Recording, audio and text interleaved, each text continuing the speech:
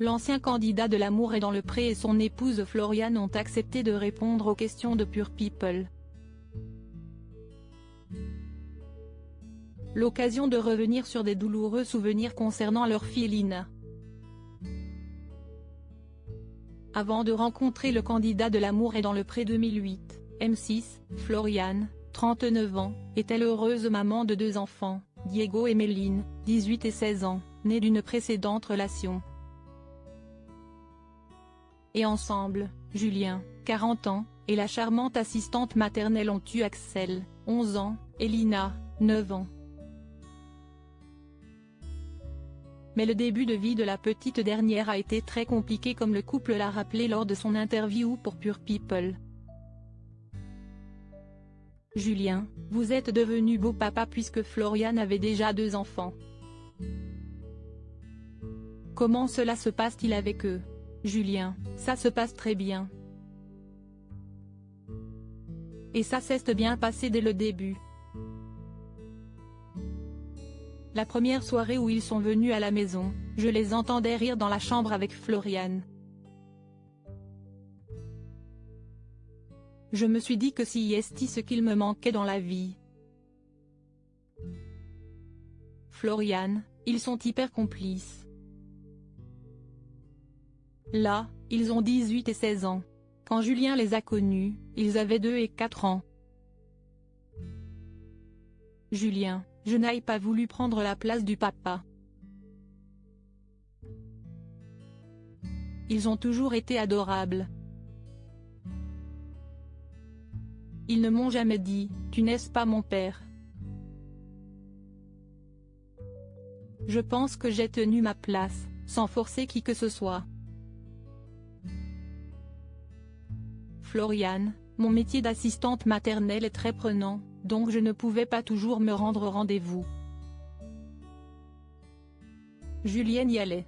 Il a toujours été hyper présent dans leur vie. Ils savent qu'ils peuvent compter sur lui. Floriane, quelle est votre relation avec le papa de Diego et Méline? Floriane, on a été en bons termes au début mais là, on ne se contacte plus du tout. Je suis quelqu'un d'hypersensible, donc si est très facile de me faire du mal. Et à un moment, c'était trop. Que ce soit Julien ou moi, on a décidé qu'il valait mieux arrêter cette relation toxique. Le ton montait trop souvent, trop longtemps. Et ça jouait trop sur ma santé notamment. Julien, je ne m'étais jamais mêlé de quoi que ce soit avant ça, que ce soit dans l'éducation des enfants ou concernant l'école. Mais là il le fallait. Floriane, si est la seule fois en presque 14 ans qu'il s'est mêlé. C'était trop violent. Maintenant les enfants sont grands, donc ils communiquent directement avec lui. Ça se passe très bien comme ça. Ensemble, vous avez eu 2 enfants, dont la petite Lina qui n'a pas eu un début de vie facile. Comment avez-vous réussi à affronter cela? Floriane, quand on est 2, on est beaucoup plus fort. Je passais tout mon temps en réanimation avec elle et Julien gérait les 3 autres enfants.